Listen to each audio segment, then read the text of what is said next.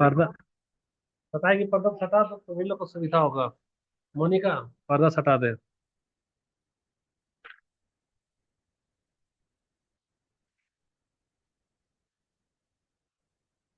देखो, हम लोग पढ़ रहे हैं 1885 से लेकर 1885 से लेकर 1905 का हम लोग क्या पढ़ रहे हैं टॉपिक। तो टॉपिक याद है किसी को? सिलेबस याद है? सिलेबस भी याद नहीं है। राष्ट्रीय आंदोलन 1885 पहले डेट लिख देते हैं ताकि वीडियो जो भी नोट्स बनाए उसको सुविधा हो, है ना। हमारा डेट आज से क्या है? 15 अक्टूबर। हमारा डेट हो गया है 15 अक्टूबर। और हम लोग किसके लिए तैयारी कर रहे हैं? जेटेट के लिए तैयारी कर रहे हैं। जेटेट में क्या चल रहा है हमारा? हिस्ट्री। और हिस्ट्री में ये चल रहा है राष्ट्रीय आंदोलन 1885 से 1947 तक। तो हमको सीक्वेंस समझना है। इसको चार भाग में बांट दिए, है ना। पहला, दूसरा, तीसरा और चौथा। तो पहला वाला भाग क्या है? 1885 से 1905। 1905 में अब हम लोग क्या क्या पढ़े हैं इसमें? तो सबसे पहले हम लोग पढ़े हैं कांग्रेस का विचारधारा। कांग्रेस का विचारधारा तो मालूम चला वो क्या था? नरम था।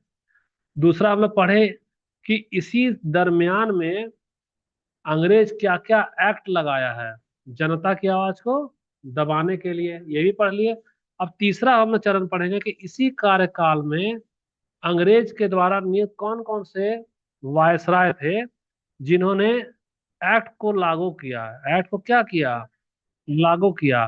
तो जो वायसराय है, वायसराय का हमको क्या जानना है? बता सकती हो? हमको नाम तो जानना होगा। नाम। और दूसरा हमको क्या जानना होगा? अवधि। और तीसरा कि क्या क्या एक्ट लागू करके कैसे कैसे दबाया। तो पहला दूसरा नहीं, आज का हमारा क्लास क्या होगा? तीसरा होगा। लेकिन तीसरा होने के पहले एक और भी गंभीर समस्या है। गंभीर समस्या ये है कि कई बार हम लोग इतिहास में पढ़ते हैं। क्या पढ़ते हैं? गवर्नर जनरल पढ़ते हैं ना वहाँ पे। और कई जगह हम लोग पढ़ रहे हैं वायसराय। तो आज सबसे पहले हम लोग क्या देखेंगे?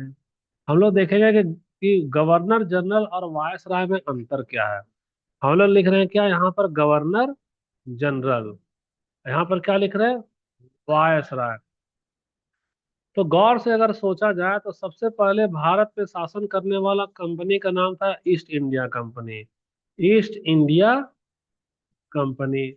ईस्ट इंडिया कंपनी जब आई तो भारत में शासन करने के लिए अपना जो पदाधिकारी है, तो उसमें जो सबसे सर्वोच्च पदाधिकारी है, सर्वोच्च पदाधिकारी का नाम क्या रखी? Governor general. ये ना नाम रखी है। अच्छा, हिंदी में लिखो, गवर्नर जनरल नाम रखी। वह उसका सर्वोच्च अधिकारी होता था जो कि भारत में शासन करता था। लेकिन 1857 में क्या हुआ? आजादी की लड़ाई हुई। और इस आजादी की लड़ाई को कुचल दिया गया क्या? 2 साल में ही। 1859 में कुचल दिया गया। 59 में कुचल दिया गया। तो इस आजादी की लड़ाई में ईस्ट इंडिया कंपनी जो है सब ब्रिटेन की संसद से सहायता प्राप्त की। बोली कि आप हुजूर हमको गोला दीजिए, बारूद दीजिए, बम दीजिए, राइफल दीजिए और सेना भी भेजिए, ताकि हम भारत में उत्पन्न जो विद्रोह है उसको कुचल सके। तो ब्रिटिश की संसद इसको सहायता दी, कुछ फंड भी दी, कुछ पैसा दी, गोला बारूद हथियार दी। जब गोला बारूद हथियार दिए, जब यहाँ का विद्रोह दब गया, तो एक जांच कमेटी बैठाया कि भारत में इतना बड़ा संग्राम क्यों हुआ। तो जांच कमेटी में पाया कि ईस्ट इंडिया कंपनी का कुछ अधिकारी भ्रष्टाचार में लिप्त था। और यह कुछ ऐसा नियम बनाया जो ब्रिटिश साम्राज्य के लिए घातक साबित होगा। तो ब्रिटिश संसद यह महसूस किया कि ईस्ट इंडिया कंपनी से भारत में शासन करने का अधिकार को छीन लिया जाना चाहिए। तो वह एक कानून बनाया, प्रस्ताव पारित किया और घोषणा कर दिया कि आज से भारत पर शासन का डायरेक्ट कंट्रोल ब्रिटिश ताज का होगा। किसका होगा? ब्रिटिश ताज। तो ब्रिटिश ताज का होगा। तो ब्रिटेन में क्या था? राजतंत्र था उस जमाने में। क्या था उस जमाने में? राजतंत्र था। तो ब्रिटिश जमाने में उस समय में राजतंत्र था, अभी भी राजतंत्र ही है कहने। हालांकि वो नाम मात्र का है, डेमोक्रेसी है, लेकिन है राजतंत्र। वो अब नाम मात्र का राजतंत्र रह गया। वहां अभी भी राजघराना है, अभी भी वहां राजा है, अभी भी रानी है। तो सुनो, राजतंत्र राजतंत्र में सबसे सर्वोच्च पद क्या होता है? तो ताज होता है। क्या होता है? ताज। यानी कि गद्दी जिसपे तुम बैठते हो। वो कौन था महाबली वाला पिक्चर हम लोग देखे थे, जिसका गद्दी पे बैठने के लिए दो भाई लड़ाई कर नहीं करता था? बाहुबली। तो वो जो गद्दी पे ना बैठना चाहता था। तो राजतंत्र में सबसे सर्वोच्च क्या होता है? ताज होता है। तो ब्रिटिश का जो राजा है वह बोला कि अब से यहाँ का शासन ब्रिटिश ताज के अधीन हो गया। किसका अधीन हो गया? ब्रिटिश ताज। तो इसीलिए 1859 के बाद में जितने भी जो सर्वोच्च अधिकारी हैं उसका नाम दे दिया क्या? वायस राय। वायस राय। और भी अंतर है। देखो, जो इसका जो गवर्नर जनरल है, इसका नियुक्ति कौन करता था? इसका नियुक्ति करता था ईस्ट इंडिया कंपनी।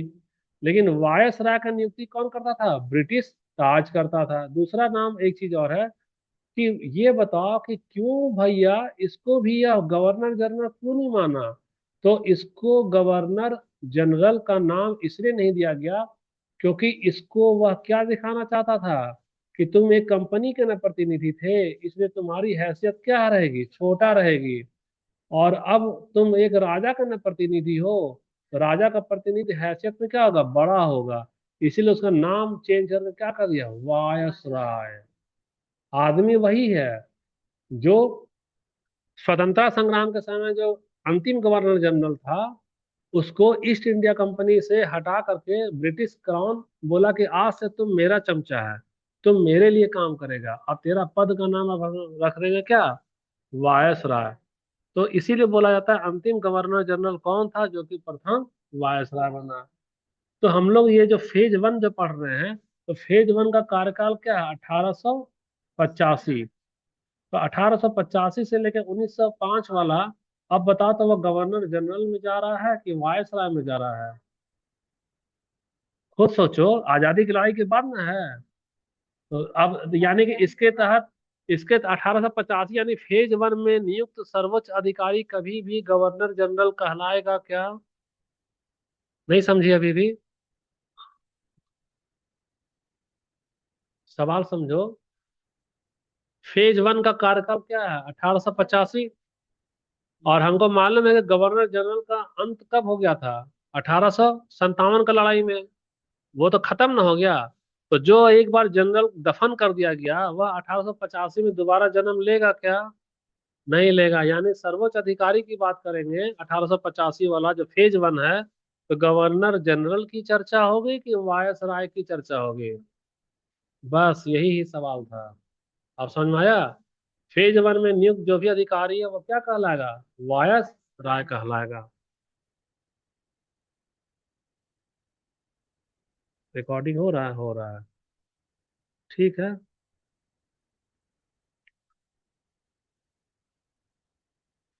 तो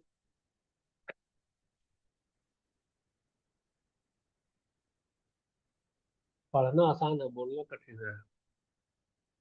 टाइम क्यों 15 मिनट लग गया?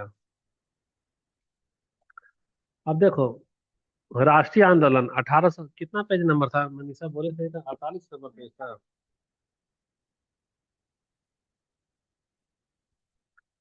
अब हम लोग इस विषय में क्या देखेंगे? हमको अच्छे से देखना है ना, 1885 से 1905। अच्छे से समझने के लिए मेरे लिए महत्वपूर्ण है कि हम जो है सो उसको भी रख दे। कौन कौन सा गवर्नर जनरल, तो जनरल तो खत्म हो जाएगा। तो कौन कौन सा वायसराय था, उसका टेन्योर क्या था, और उन्होंने कौन कौन से दमनकारी कानून यानी कि रिप्रेसिव एक्ट बोलते हैं जो कि दबाता है जनता की आवाज को, कौन कौन सा एक्ट पारित किए जिससे भारतीय जनता की आवाज को दबाने का प्रयास किया गया। एकदम सिस्टमेटिक डाल रहे हैं ना नोट्स में?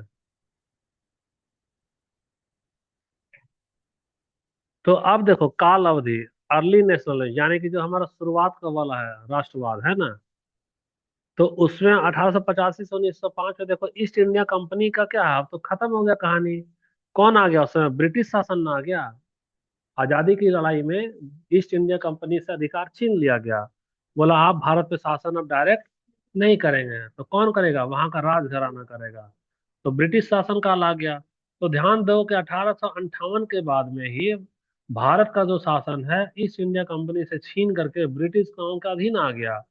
और अब गवर्नर जनरल का पद जो है सो खत्म करके क्या कहलाया, वायसरी या गवर्नर जनरल ऑफ इंडिया कहलाया, जो कि बाद में क्या बनाया, वायसराय कहलाया।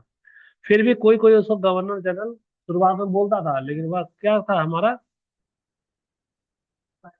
ठीक है, viceroy and governor general of India, ठीक।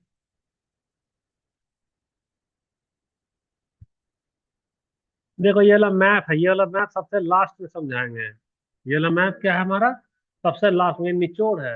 ये निचोड़ क्या है ना, 1885 से 1905 के बीच में कौन कौन सा आया है। तो कौन कौन सा आया है, तो देखो ये तुम्हारा लॉर्ड डफरिन है, लॉर्ड लैंसडाउन है, लॉर्ड एलिट है, ऐसा करके आते गया। और ये कौन कौन सा वायसराय कौन कौन सा एक्ट लागू किया, बहुत अच्छे से यहाँ लगा दिए है ना। कौन कौन सा एक्ट लगाया है, कैसे क्या किया, तो ये वाला चीज कब समझ में आएगा, सबसे लास्ट में आएगा। हाई फाई नोट्स होता जा रहा है क्या, सब मेहनत करके सीखते जा रहे हैं इसको। अब पहले क्या है, लॉर्ड डफरिन 1884 से 1888। अब मैप देख लो पहले, यहाँ यहाँ से मैप को समझो। सबसे पहले क्या नाम है यहाँ पे, लॉर्ड डफरिन लिख दिया ना, 1884 से 1888 मैप में लिख दिया है। अब यहाँ पे लिखा है ना, क्रिमिनल प्रोसीजर कोड अमेंडमेंट 1885। देखो क्या किया ये क्या किया है, वायसराय है और गवर्नर जनरल है। प्रमुख घटना में क्या घटा, 1885 में भारतीय राष्ट्रीय कांग्रेस की स्थापना हुई। तो डफरिन ने इसको क्या बोला, सेफ्टी वॉल यानी सुरक्षा वाल बताया, ताकि भारत का असंतोष को क्या करे, नियंत्रित रखा जा सके। 2 साल बाद 1887 में क्रिमिनल प्रोसीजर कोड यानी कि अमेंडमेंट एक्ट पारित किया, जिसमें सरकार को एक अधिकार दे दिया गया कि कोई भी प्रेस है, कोई भी सार्वजनिक सभा है, उसमें मनमाना तरीके से हम क्या कर सकते हैं, कंट्रोल कर सकते हैं, बिना मेरे अनुमति का कोई भी सभा वभा नहीं कर सकता, अखबार में कोई भी छाप नहीं सकता है। तो कौन सा लाया, criminal procedure code amendment act 1887। और डफरिन जो क्या किया, भारत में जितना भी छापा खाना था, प्रेस था, उसको बोला ना कि अरे ये लोग एकदम इरेस्पॉन्सिबल आदमी के जैसा कहा है, कुछ भी आरोप लगा दे रहा है, जैसे घड़ियाल होता है ना, मगरमच्छ, जिसको देखो जबड़ा फाड़ के खा जाए। बोला भारत अखबार ऐसा ही है, जिसको देखो खाली अंग्रेज की तरफ जबड़ा फाड़ के खाने और नकारात्मक विचार फैलाता है। तो इसको क्या बोला, ये इररेस्पॉन्सिबल एग्जीक्यूटिव्स बोला, और बोला अच्छा ठीक है, तो कांग्रेस को ये लोग क्या क्या गंभीरता से नहीं लिया। अब यहाँ से दमनकारी उदाहरण दिखा रहे हैं। इंडियन नेशनल कांग्रेस शुरुआत में मांग किया कि भाई आप जो चुनाव लड़ते हो विधायिका को, उसमें खाली अंग्रेज को जिताते हो, कुछ भारतीय को भी टिकट दो ना, ताकि वो भी चुनाव लड़े और जाए। तो अंग्रेज क्या किया, उसकी बात को अस्वीकार कर दिया। और जब भी कांग्रेस बैठक करता था तो उसका बैठक पे क्या कर दिया, खबरी भेज दिया, जासूस भेज दिया, जाओ जी नेहरू जी क्या क्या प्लानिंग बना रहा है हमको बताते जाना। ये किसका कार्यकाल हो गया, लॉर्ड डफरे। एक्ट याद रख लेना, और ये वाला अच्छे से समझ जाएगी तो बाद में ये वाला पिक्चर एक कॉपी में बना लेना हाथ से खूब अच्छे से। लॉर्ड डफरिन का यही वाला एक्ट को वो यूज किया 1885 में। ठीक लग रहा है ये। अब दूसरा नंबर किसका आना चाहिए बताना, ठीक, 1888 से लेकर 1894 वाला, लॉर्ड लैंसडाउन। लैंसडाउन कार्यकाल क्या रहा, 88 से 94। तो इसका कार्यकाल थोड़ा ज्यादा है, तो यह ज्यादा ना दमन करेगा। ज्यादा दमन करेगा तो 1892 में एक लाया है इंडियन काउंसिल एक्ट। तो इंडियन काउंसिल एक्ट जो है, कुछ भारतीयों को नामित तो किया गया, उसको संसद में पहुंचा दिया, लेकिन बोलता कि सुनो जी हम कोई भी कानून बनाएंगे ना, तुम गला फाड़ फाड़ कर खाली चिल्लाना, तुमको मतदान करने का अधिकार नहीं देंगे। कल पढ़ाई थे ना उसको, कि मतदान करने का अधिकार नहीं दे रहा है, खाली संसद में चिल्लाया जा रहा है। तो कुछ भारतीयों को नामित तो कर दिया है, परंतु वास्तविक प्रतिनिधि तो उसको नहीं दिया। भारत का सदस्य को जब चुनाव लड़ा के भेज दिया है, बोले बाबू तुम अभी बच्चा है, खाली प्रश्न पूछा करो, तुमको अभी बुद्धि नहीं हुआ कि तुम जाकर वोट भी डाला करो। बोले कितना बेवकूफ बनाया है, उसको वोट देने का अधिकार नहीं दिया, कोई नियम भी नहीं बनाया। तो कांग्रेस समझ गया, कांग्रेस क्या बोला, धोखा। तो ये जो धोखा है उसका खोखा क्या था, इंडियन काउंसिल एक्ट 1892। इसी यही कानून के तहत, क्या नाम है, लॉर्ड लैंसडाउन। अच्छा अगला ये क्या लाया, आर्म्स एक्ट। तो आर्म्स एक्ट लाया, यानी भारती को बोला कि देखो भैया, तुम गोली बंदूक बारूद को छोड़ दो, लाठी डंडा भी नहीं रख सकता है, ताकि जब भी अंग्रेज वाला आए तुमको खूब कूटे। और अंग्रेज अधिकारी को छूट दे दिया कि तुम गोली हथियार लाठी डंडा सब रखो, ताकि जब मन करे तुम भारतीय को कूट डालो। तो ये वाला जो कूटने वाला कानून है उसका क्या नाम है? Arms act. कौन लाया है ये? लॉर्ड लैंसडाउन लाया है। 1888 से 1894 में लाया है। अच्छा, अब देखो सीमा का क्षेत्र। सीमा का क्षेत्र का मतलब लड़की वाला सीमा नहीं, जहां विदेश से इसका बाउंड्री लगता था। तो सीमा क्षेत्र में फ्रंटियर क्राइम्स रेगुलेशन लागू किया। क्या नाम है एक्ट का? Frontier crime regulation. और वहां पर जनता पर क्या क्या मनमाना नियंत्रण कर लिया। अब तुमको ज्यादा दिलचस्पी होगा तो एक एक एक्ट जो दिखा रहे हैं उसका गूगल में सर्च करके खुद से नोट्स बना लेना, अगर ज्यादा दिलचस्पी होगा तो। फिलहाल ये वाला भी बहुत बेहतरीन चल रहा है हम लोगों का। तो उदाहरण के लिए, द पायोनियर नाम का एक अखबार है और अमृत बाजार है। तो उसके समाचार पत्र के जो संपादक है, वो सब ब्रिटिश सरकार क्या किया, दबाव डाला। अब बोला कि आप ब्रिटेन के खिलाफ कुछ भी मत छापिए, आप ब्रिटेन का तलवा चाटते हुए ही उसका बड़ाई वाला बात को छापिए। इसका क्या नाम है? Lords Lansdowne. अगला वाला कौन है तुम्हारा? Lord Elgin. अच्छा, एक चीज और सोचो। हम तुमको बताए थे ना कि उपाधि को रखने से रोक दिया भारत का संसद में, है ना, ताकि आप उपाधि नहीं रख सकते। लेकिन अंग्रेज को देखो, वह अपना नाम के पीछे उपाधि, लॉर्ड का मतलब क्या होता है? भगवान। यानी 1000 बार तुमको भगवान बुलवा देगा तो तुम उसका क्या बनोगे? गुलाम बनोगे। इसीलिए तुम लोग देखना, जितना भी जो गवर्नर जनरल है ना या वायस राय, उसका नाम के पीछे क्या लगा है? लॉर्ड। यहाँ तक कि जज वाला जब पिक्चर देखोगे ना, अदालत वाला, वहां भी बोलेगा ना माय लॉर्ड, यानी मेरे भगवान। तो कहा गया है कि भारत नाम मात्र का गुलामी से आजाद हुआ, मानसिकता अभी भी क्या है? गुलामी वाला है। जैसे तुम अधिकारी के यहाँ जाओ ना, डीसी ऑफिस में, नहीं चाहते तुम क्या बोली? सर, मेरी बात सुनिए सर। तो सर क्या है? एक उपाधि है जो फर्क पैदा कर रहा है कि तुम उसके तलवे चाटने वाले नाली के कीड़े हो और वो तुम्हारा क्या है? बादशाह है। तो ये क्या क्या उपाधि को बरकरार रख लिया।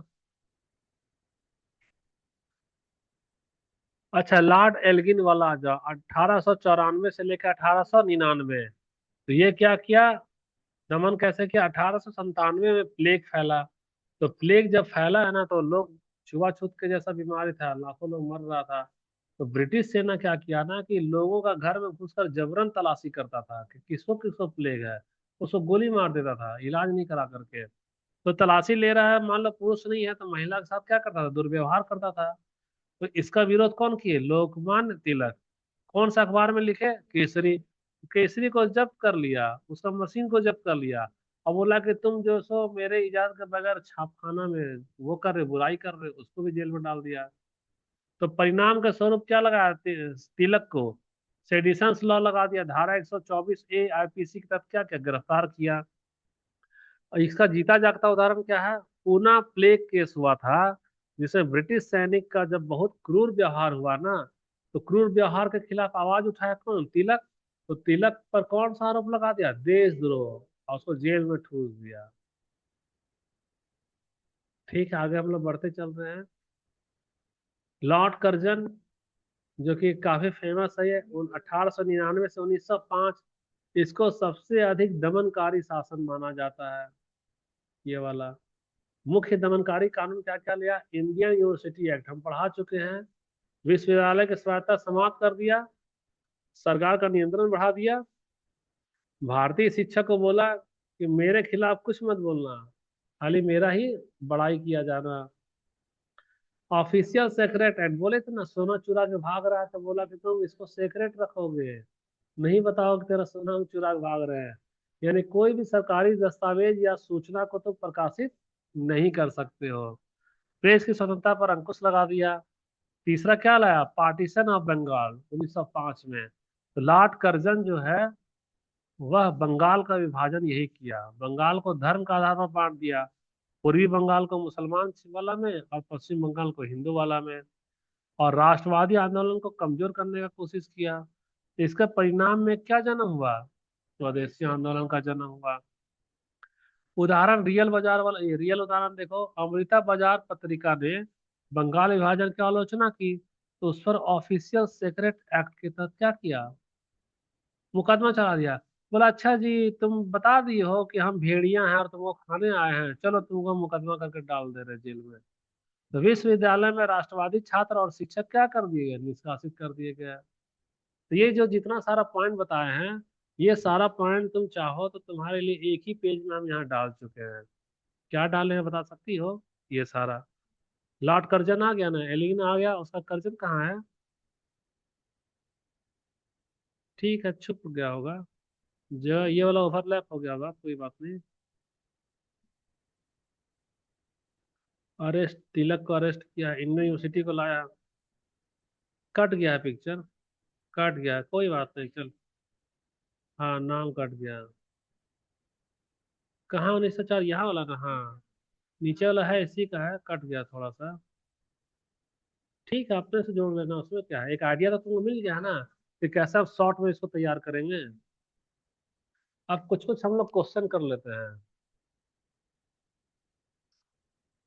कुछ कुछ हम लोग क्या करेंगे, क्वेश्चन करेंगे।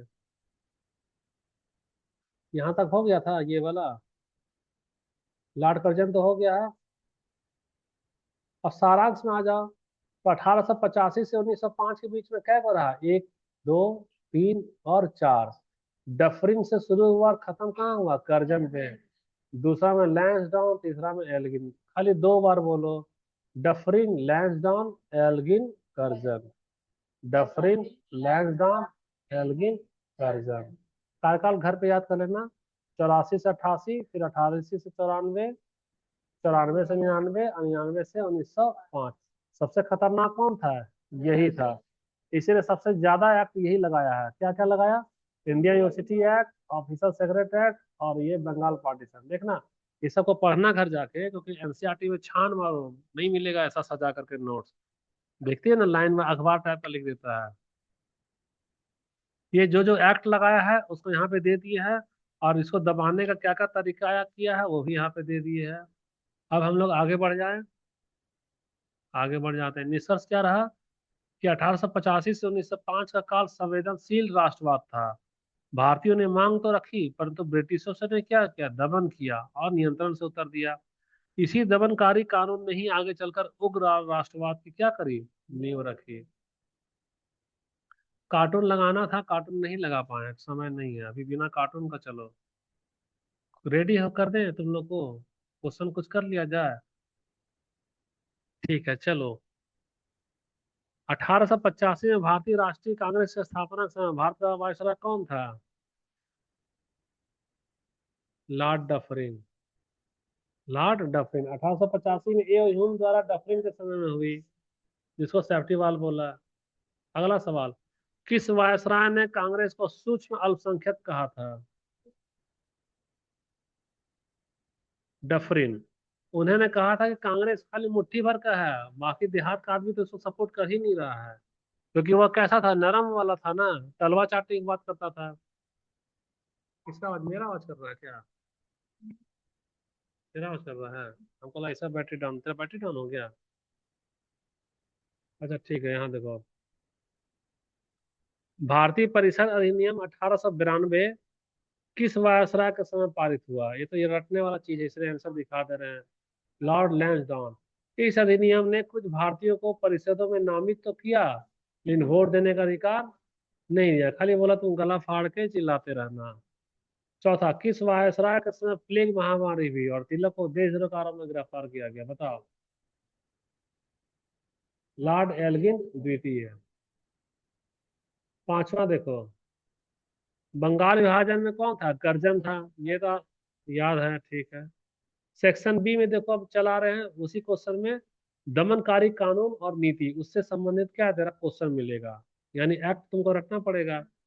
ऑफिशियल सेक्रेट एक्ट 1904 का उद्देश्य क्या था, बताओ। सोचो अच्छे से। हाँ यही यही, हाँ यही होगा, बी ही होगा, बी ही होगा। चलो, इंडियन यूनिवर्सिटी एक्ट ने किसकी स्वतंत्रता सीमित की है, एकदम सही बात है। फ्रंटियर क्राइम रेगुलेशन FCR किस वायसराय के समय लागू हुआ? इसको देख लो। ये होगा तुम्हारा लैंसडाउन। लैंसडाउन होगा। किस कानून ने भारतीयों को हथियार रखने से प्रतिबंधित किया? बोल।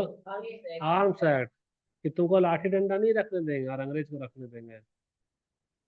किसने कहा कांग्रेस भारतीय असंतोष के लिए एक सेफ्टी वाल्व है? डफरिन ही। हाँ, डफरिन ही बोला, ठीक। अब देखो, जनता की आवाज को दबाने वाला जो कानून है उससे रिलेटेड क्वेश्चन रहेगा। किस धारा के तहत तिलक पर देशद्रोह का आरोप लगा? 124A IPC सेडिशन लॉ के तहत। किस वायसराय की नीतियों ने सीधे उग्र राष्ट्रवाद को जन्म दिया? हम बताया। करजन। करजन बंगाल विभाजन कर दिया ना वो।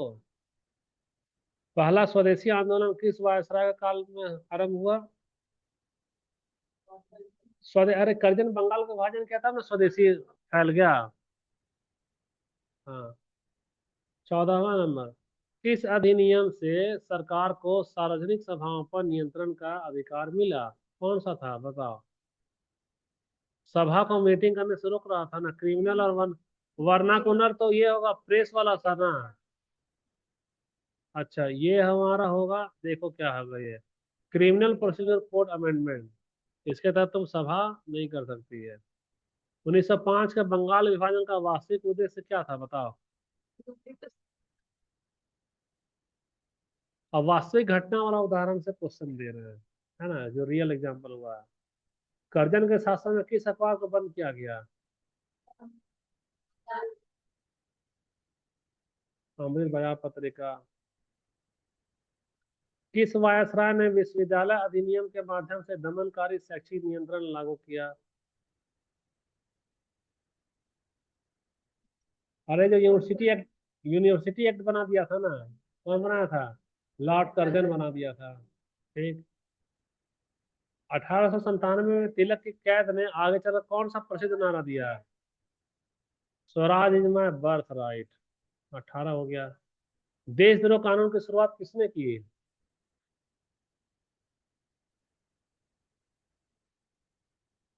हाँ, लॉर्ड मैकाले। ठीक है, तो ये बाद में है, शुरुआत किसने की थी? ठीक है, लॉर्ड मैकाले। ब्रिटिशों ने बंगाल विभाजन को किस रूप में उचित ठहराया?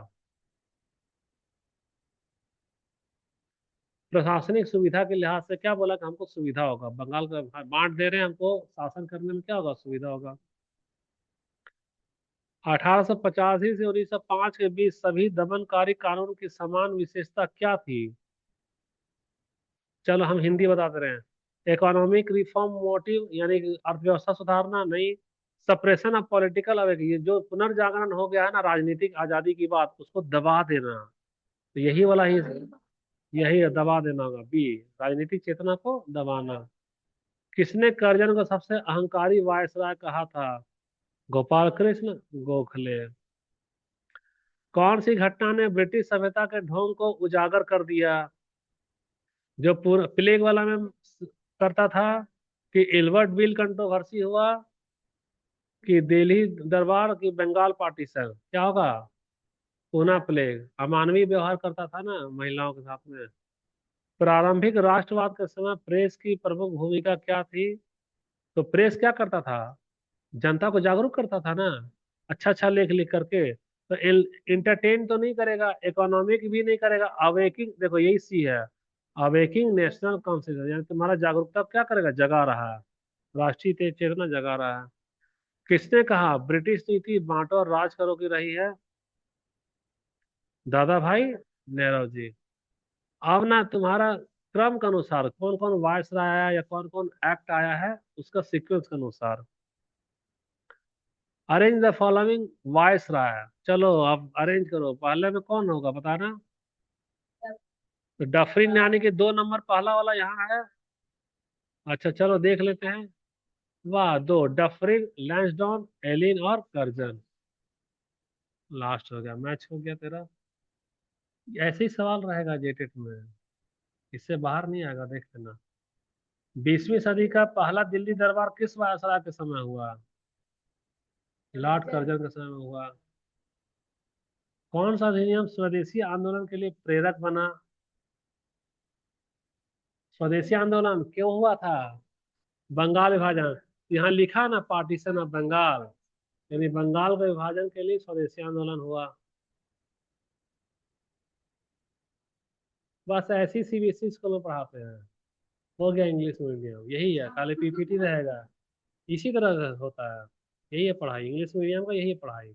लेटर रखो अंग्रेजी में, हेडिंग रखो अंग्रेजी में, टीचर बायलिंगुअल रखेगा, वह दोनों समझा देगा, हो गया। फीस ले लेगा 10 गुना कि हमारा बच्चा अंग्रेजी मीडियम में जा रहा है। 29 नंबर, निम्नलिखित युग में कौन सा सही है? बताओ जी, इसका इसका मिलाना है।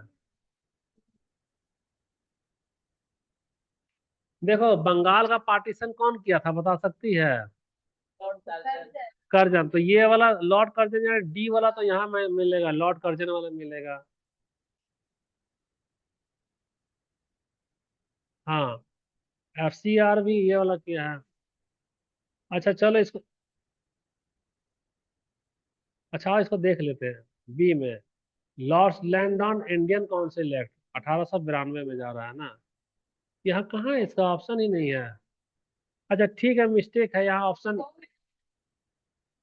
हाँ सही है। हाँ मिलान सही है ना, ठीक ठीक। तो लॉर्ड कर्जन का तो ये ना होगा, यानी ये तो गलत है। Lord Lansdowne Indian council act, यानी ये वाला का ये यही वाला मैच सही कर रहा है, तो कंफ्यूज कर दिया।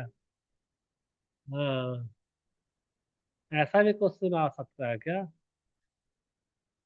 और आज का लास्ट सवाल, इस सेशन का लास्ट सवाल, 11 बज गया तो बैटरी डाउन हो गया है ना। इन दमनकारी उपायों का भारतीय समाज पर अंतिम प्रभाव क्या हुआ? तो क्या हुआ बताना। हम हिंदी बता रहे हैं। डिक्लाइन ऑफ नेशनलिज्म, राष्ट्रवाद का पतन हो गया क्या? तो पतन तो नहीं हुआ। स्टेरिंग ऑफ एक्स, देखो जो हमारा उग्र नरम सोच है ना, उसका उल्टा क्या हुआ, उग्रवादी सोच, उसको बढ़ावा दे दिया, तो ये तो हो गया, बढ़ावा तो हो गया किया। गरम दल वाले बढ़ गए। ग्रोथ ऑफ ये तो नहीं हुआ, लोयल मैंने ये इंक्रीज ब्रिटिश ट्रस्ट, भरोसा ज्यादा बढ़ा क्या? नहीं बढ़ा। बी वाला सही होगा। तो चलो भैया देख लो, बी वाला सही हो गया। तो ये हमारा क्लास किसका खत्म हुआ, फेज 1 का। कुछ छूट रहा है तो अभी भी बोलो, डाल देंगे। कुछ नहीं ना छूट रहा है। नियम बता दिए, एक्ट बता दिए, वायसरा बता दिए। तो कल हम लोग फेज 2 का तैयारी करेंगे। प्रोजेक्टर ऑफ कर दो वहां से।